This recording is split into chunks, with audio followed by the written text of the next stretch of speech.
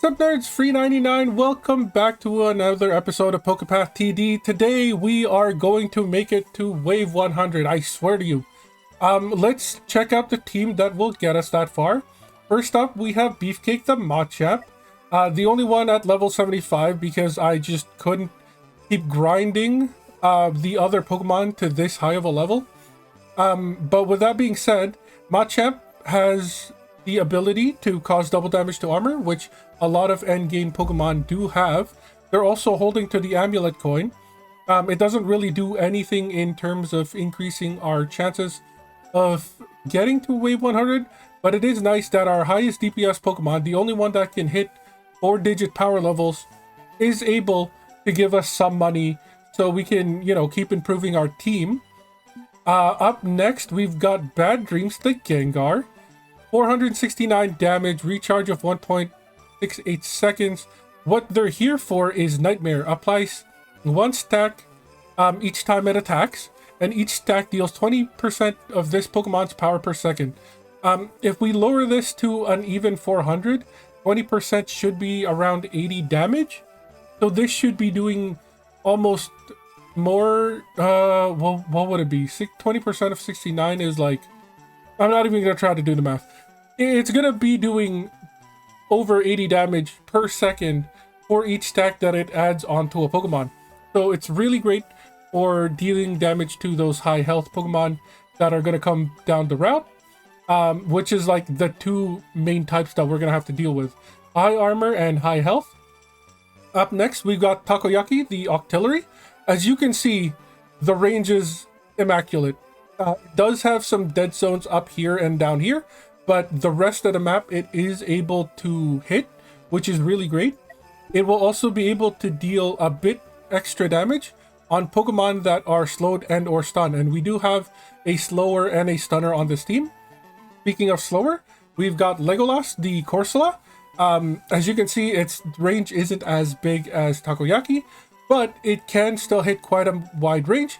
Plus, it also has the ability to deal AoE damage when it attacks every 2.37 seconds. Plus, enemies that it damages do get slowed for 2 seconds. 2.2 seconds technically because of the light clay that we have attached to it.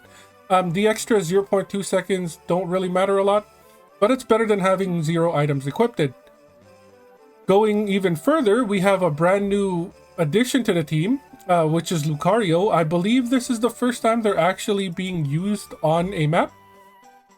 They have 0.77 seconds in terms of attack speed, which means they attack more than once per second. They've got a power of over 400 because of the Thick Club that we bought last episode. Increases damage dealt by 50%, can only be held by Cubone, Marowak, Lucario, or Riolu. And their ability lets them deal AoE damage to anything that gets caught in the blast radius. So it's high speed, medium damage AoE that we could surely use in this team. It's also got a pretty wide range, so I'm hoping Lucario is able to snipe out some of the lagging enemies that might still have a bit of health by the time it gets to this last bit of stretch here. Next to that is our 2 crit damage high DPS Pokemon, which is Legion the Ditto. That is copying Weavile the Scratchers, or Scratchers the Weavile. I have that backwards. Looking at Scratchers here, 285 damage at a 0.51 second recharge. Basically 2 attacks per second at a crit chance of 57%.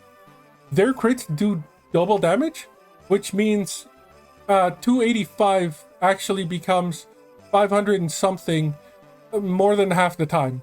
And because it attacks twice every second, basically twice every second, it's a crit every single second. I'm still willing to bet that Scratchers is the best DPS, at least single target DPS in the game. In order to stretch out that crit chance some more, we have given them protein that gives them plus 10 more damage. Unfortunately, though, Legion is unable to hold any items. I guess that's the trade-off for being able to copy any Pokemon in our team. In between them, giving them a boost in crit is Duck, the Farfetch'd. The power is shit, not gonna lie. Recharge is mid, but their crit chance is 60%. Range isn't bad. The range here is mostly to try to spread its passive, which increases the critical hit damage of Pokemon within its range by 50%. Now, depending on how the game calculates damage, it either means it'll take Weavile's regular... Oh, that is the wrong button. In regular Pokemon games, critical hit chance is 150% damage. If Scratcher's own passive doubles it first, you are looking at 200% damage, and then you get the 50% added on from Duck. So at 250 damage. If it works the other way, where it's Scratcher's is 150 plus Duck's 50, which is 200, that then gets doubled, you're looking at about 300% damage. Either way, it's a lot of damage, and I believe that it is worth putting Duck here in order to buff both Weaviles, instead of just having another generic DPS on the team.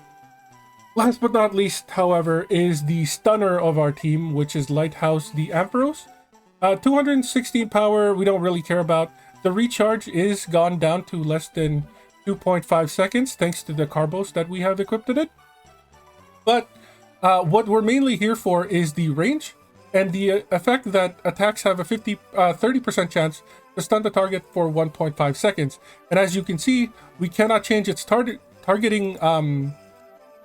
reticle? No, that's not the right word for it. The targeting...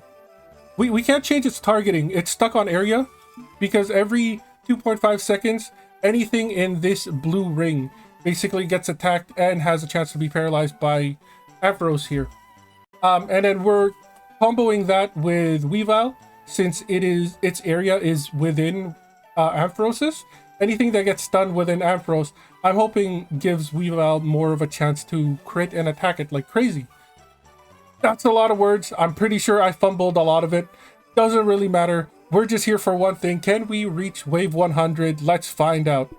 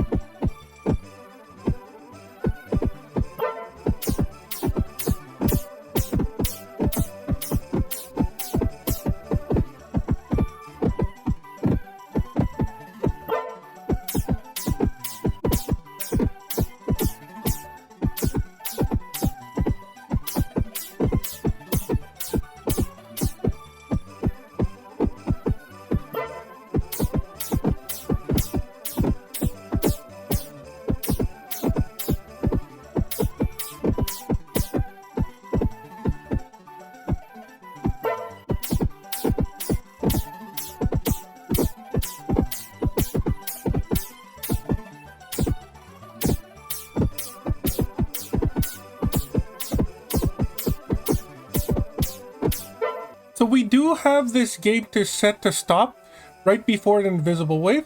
Just an FYI, Dittos are the invisible Pokemon in this wave, and I forgot to mention one more important part of our team, which is Corvid the Honchcrow. Honchcrow has the ability where it can hit invisible enemies. So it has True Sight with a recharge time of 0.76 seconds and a pretty decent area. It is able to hopefully hit invisible enemies and expose them to the rest of our team in order to get slaughtered.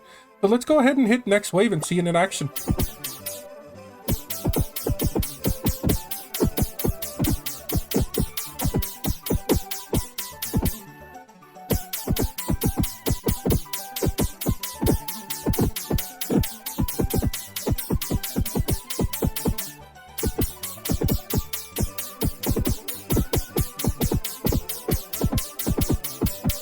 With the invisible units gone, we are now able to switch back to Gengar and continue our run.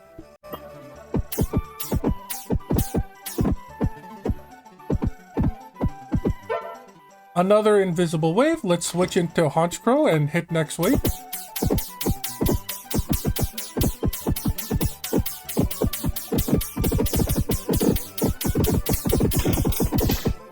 And then back to Gengar for more of a DPS build.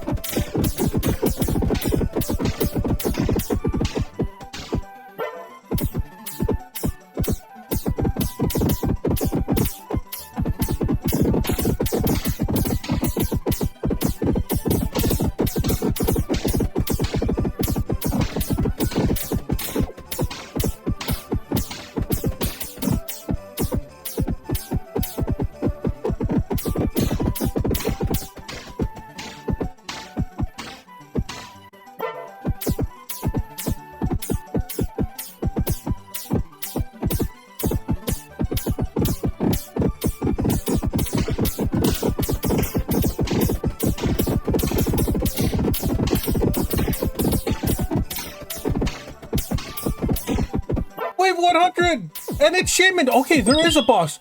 Oh my god, look at all that health. 120,000? Are you kidding me? Periodically cures all of its status conditions. I don't think we're gonna be able to beat this. I honestly don't know how we're gonna beat this. I don't think we can do 1,200 damage. We barely done anything to it. It's barely lost a sliver of health. I don't think our team is good enough for this. Okay. So there is a boss in Wave 100. It's Shaman. It's got 12,000 health, and it's got natural cure, so debuffing it doesn't really work.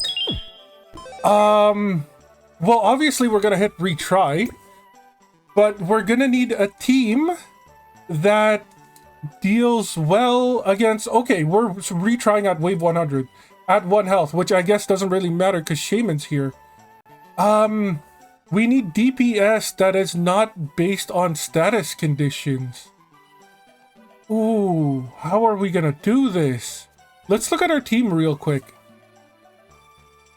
Is there anything that we can put in here that would be better? Like, I guess Lighthouse is pointless. I would assume Corsola would be out as well. So we would need something high DPS. I don't think it's going to be Armaldo. It does have potential to be really high because of the crit chance and ricochet, but it's just one Pokemon. So I don't think it's going to be you. Again, same thing with Greninja or anything like Lilligant. They are more AoE based. I don't think it's going to be leveling up Chimchar either, because I'm pretty sure the burn is a status condition. Although it does deal damage based on their HP, so it would be nice. I'm pretty sure it also rules out Ariados and any other Pokemon that can poison. Although, we don't really know how often... Oh god, regen, it has 1,000 regen per second as well. No. That's crazy. Shoot, we can't do that. I don't think it's going to be any of those. We could try... What could we try here? We do have Psyduck. It does have fast recharge in water, and we do have the Spray Duck. Did we not buy the Spray Duck? I thought we did. Wait a second. Hold up. No, the Spray Duck is still... No. Okay, I think we unlocked it, but we never bought it. But we do have 688 PAL pesos. Mexican pesos, not Philippine pesos. Projectiles explode in an area. We don't really need the explosion in an area, though. Critical hits slow the target could be useful. Pokemon that apply any static cannot hold this item. Yeah, so we could give this to Scratchers and make like a small kill zone on where its AoE is. That could be a play. What else could we do here? What I'm trying to wrap my head around. Don't we have like a Voltorb item? It does have a chance to stun, but we do have what was it? The Cell Battery? Increases damage by 50% and all attacks cause flinching, which I think is a status condition. But because the duration is reduced by 95%, I don't think Natural Cure actually matters to it. We could try those two. What level can we get you to is the first question. 688 isn't a whole lot.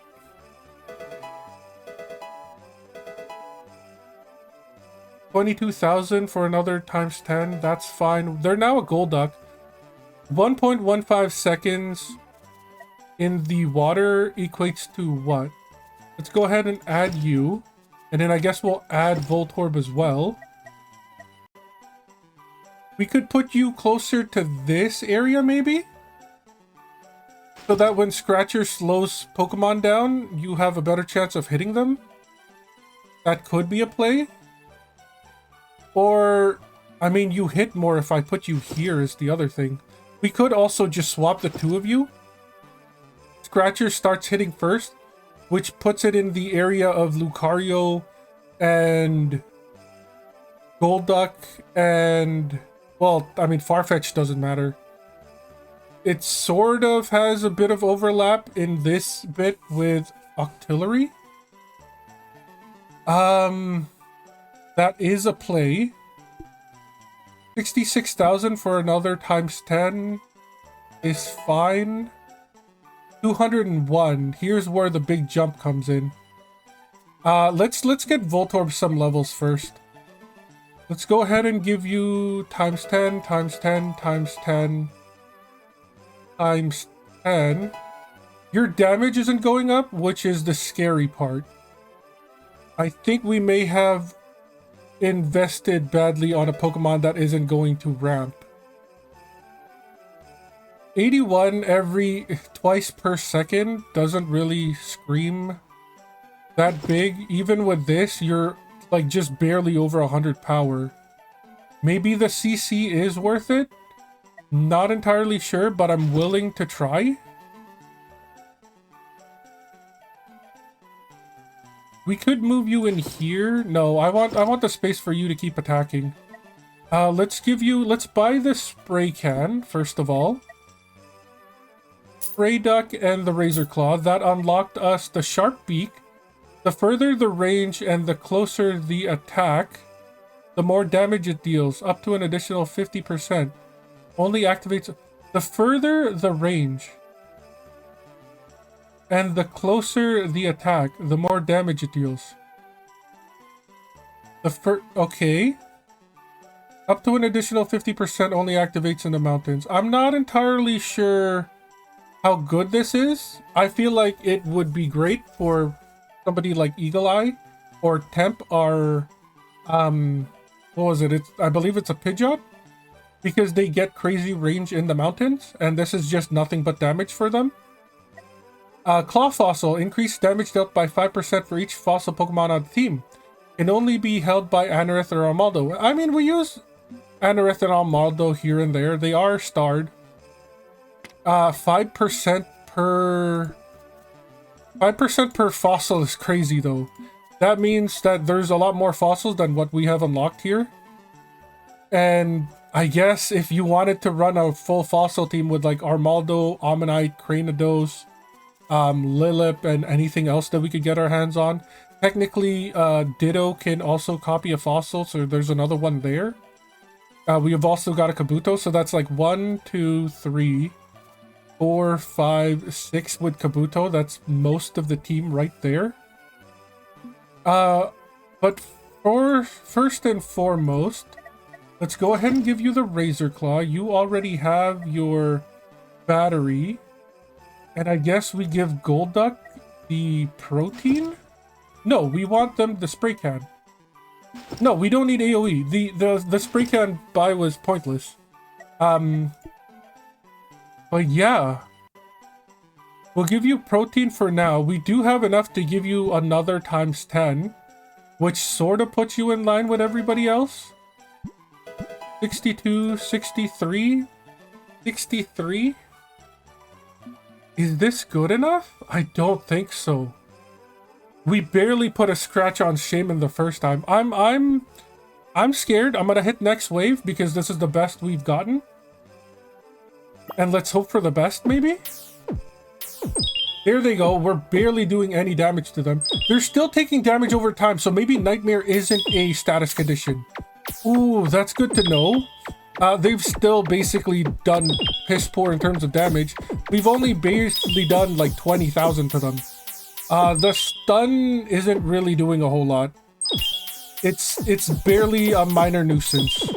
And then the slow also not doing a whole lot. I think we did more in that attempt than we have our first attempt. But it's still not a lot. If we look at the damage numbers here, we've got 21 and 8. That's basically 30,000. 40,000 with these two. 50,000, 60,000. I would say like 70,000 at most. And you're looking at a Pokemon that has, what do we go for regular status? 120,000 health? Ooh, that sucks. I mean, first and foremost, we set out what we wanted to do. There's Route 100. Pat myself on the back, I guess. Welcome to the boss fight. I didn't actually think it would spike up this high. Yeah, I think we're gonna have to go back to the drawing board. Maybe I'll have to level up all my Pokemon to 100, and then they'll have a shot at taking out Shaman. Or maybe we really don't have enough info. I do want to check something real quick. If I take out Gengar, we know Nightmare doesn't count as a status effect. So maybe status conditions are just crowd control, and it doesn't include stuff like burn and or poison. So what I want to try real quick is to add Ariados and to add Chimchar. Where's Chimchar? If we add these two and we put them up front, I guess let's try Ariados just by itself once. hit next wave and see if the poison stays? Okay, so the poison does stay. No, it doesn't. Does it? No, okay. The poison doesn't stay. Every single time we hear that jingle, the poison disappears. So Nightmare counts as poison, but this one doesn't. But this one... Wait a second. Where did all those...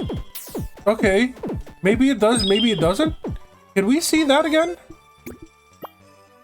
I believe the green numbers are the poison stacks.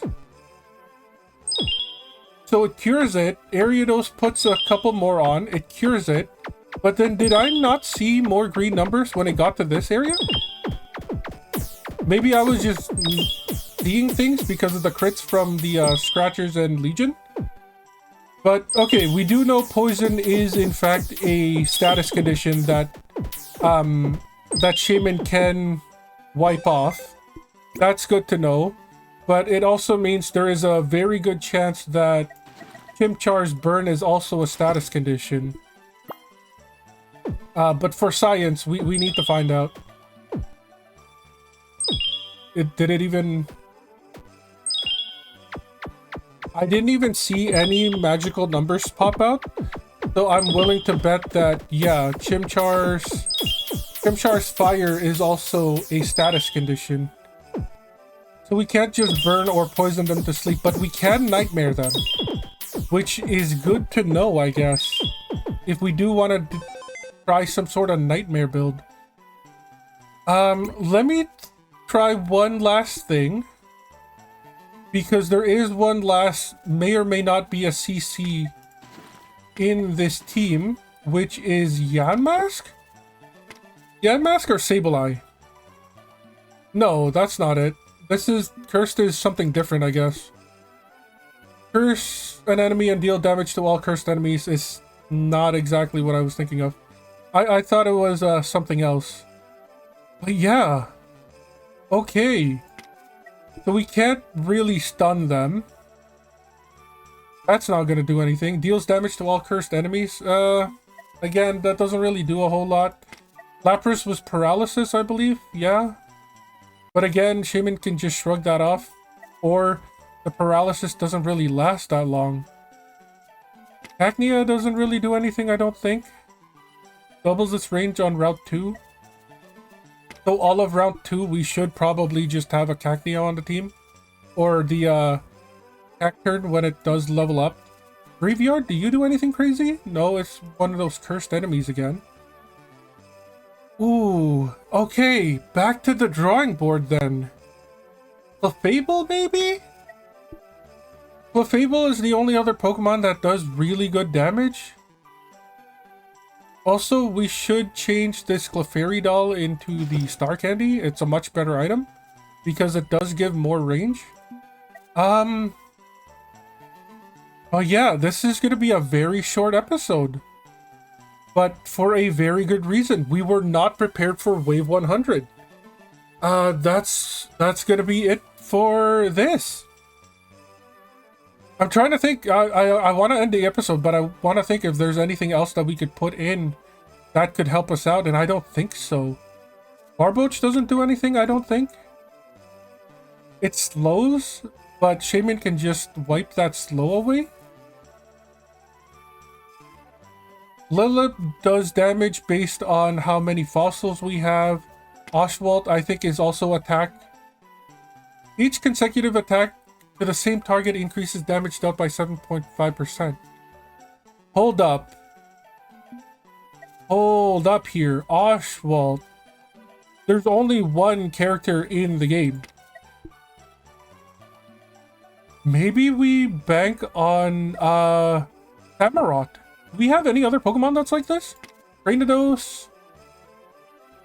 For each missing heart, we're down to 1 heart, so it's gonna be doing a lot, but the recharge of 3 seconds is too much. What else is in here? Marowak is like attacks AoE. Oh, Ricochet, same thing. Gardevoir used to hail Hydra, but now... I mean, this is nice, but we don't need to spread status effect. Also, it says status effects burn, poison, stun, and slow. So that is that should, if that's what the game thinks is a status effect, then that explains why, where are they? Gengar. Gengar's Nightmare doesn't count as a status effect and doesn't get washed away by Shaman. So that's good. The Seal is a stun. We don't need that. Noibat?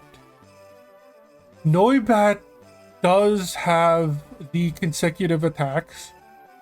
The attack speed is kind of shit, but the range wants me to check it out. Where can you hit? Okay, it's got a pretty big dead zone. It's got a pretty big dead zone. It does have quite a bit of range on it. If we take off every single Pokemon here, because we're gonna have to do this eventually anyways.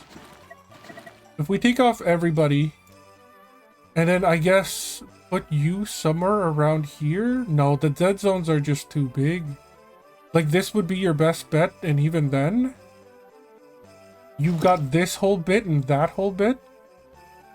I don't know if you're gonna be good enough. But I do like the idea of Oshawott, and I do like the idea of testing something like Noivern when we get them up in levels. That's at least 2. Aggron is just AoE, just like AoE damage around itself. Yeah, doubles its range in the mountains, and you can't change it. So whenever it attacks every 1.3 seconds, it's whatever is in the range that takes damage. Staraptor? What do you do? Fires 2 projectiles? No thank you. Masquerain? Halves recharge in water? It's not bad. I mean, 0.89 seconds, that means that its attack speed skyrockets to like less than 0.5. Slightly better than Psyduck, but Psyduck does have the can that makes it stronger. Cryogonal I don't like because of the X shape. Plus it's just another stun. Launcher is like Cryogonal, except it's a cross instead of an X. It does have the same passive as a Weavile. And I believe I've checked everybody else. So yeah, suspect the testing. Well, maybe not Electrode. Electrode was a wash. I really don't think it's Electrode. So we can just remove them from the team. The mini stun is not worth it. But Noibat I do want to check out. Whoops, that is Electrode still. Noibat I do want to check out. Oshawott I do want to check out. Oshawott. I keep calling it Oshawott, like Oswald. But yeah, maybe if we could stack enough Noibat attacks and Oshawott attacks, that could be something. But yeah, that's gonna be it for this episode. As always, I've been Free99. You've all been amazing. I'll catch you next time.